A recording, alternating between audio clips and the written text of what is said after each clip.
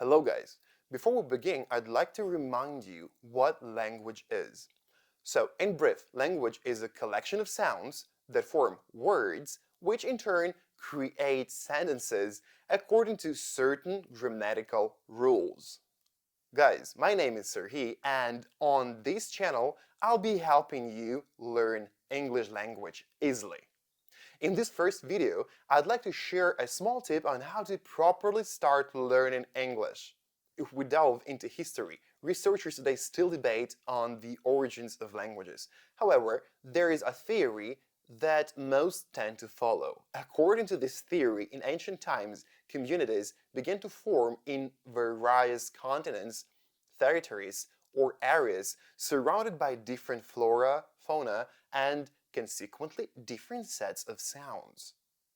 Languages began to form based on the prevalent sounds in those specific areas, as people needed to verbally convey meanings or describe animals, for instance, to warn of danger and to start interacting with each other.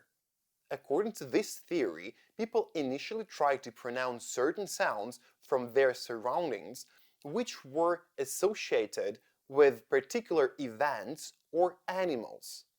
They then started to assemble these sounds into words, and only at a subsequent stage did sentences form, followed by the development of grammar. For instance, observe how children start learning a language. They in turn follow the same principle: sound, word, sentence. Therefore, I would recommend paying attention to this and beginning the study of English language with phonics. Phonics will enable you not only to correctly pronounce sounds uncommon in your region, but also to pronounce and write words accurately, thereby correctly reading them. Those are the three main aspects of learning any languages: reading, listening, and writing, which will become much easier after mastering phonics. For example, let's recall how we memorize English words at school back in my country.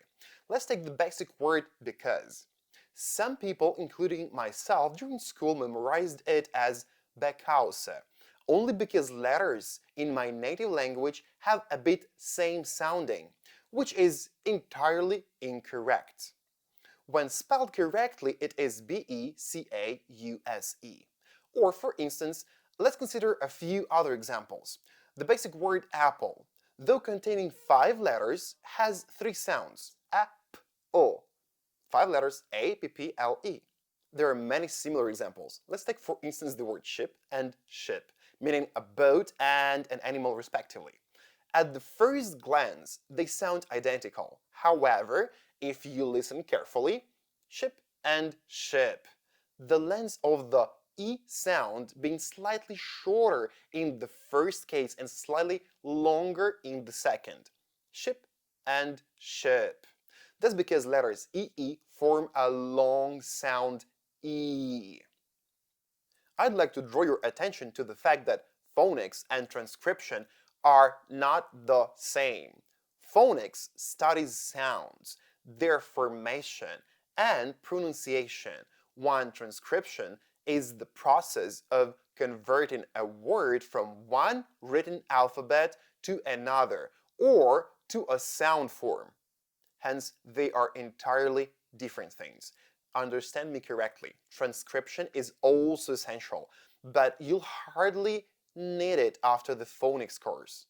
Therefore, the study of English language should primarily begin with phonics. Why? Firstly, after mastering a certain amount of phonics rules, you'll be able to read, write, and comprehend English words, phrases, and sentences without any problems. Secondly, you'll have a certain vocabulary base that will make it much easier for you to learn new material, including grammar. Thirdly, you won't spend time pondering how to correctly say a word or how to write it correctly, thereby making the learning process much easier and faster. Fourthly, you'll understand that each letter of the English alphabet can have not just one sound, but several sounds. For example, let's take letter A, which can sound like a long sound A as in apple or like as in father. Sometimes it can sound according to its name, A like in cake, sometimes like even O like in the word ball, and finally in many. So which sound to use and when? We'll delve into it in our upcoming videos. For example, in the next video, we'll explore the basic sounds of the alphabet letters. But today, let's learn the correct names of the English alphabet letters. Let's go. A, B, C, D, E, F, G, H, I, J, K, L, M, N, O, P, Q, R, S, T, U, V, W, X, Y, Z. And one more time. A, B, C, D, E, F, G, H, I, J, K, L, M, N, O, P, Q, R, S, T, U, V, W, X, Y, Z. Pay attention to how I'm reciting the alphabet. I'm breaking it into specific blocks. Why am I doing this? Because this way the alphabet sounds like a chant or recitation. So once again, A, B, C, D, first block, E, F, G, second block, H, I, J, K, third block, L, M, N, fourth block, O, P, Q, fifth block, R, S, T, sixth block, U, V, W, seventh block, X, Y, Z, eighth block. So let's try it one more time. A, B, C, D, E, F, G, H, I, J, K, L, M, N, O, P, Q, R, S, T, U, V, W, X, Y, Z. Now try it by yourself.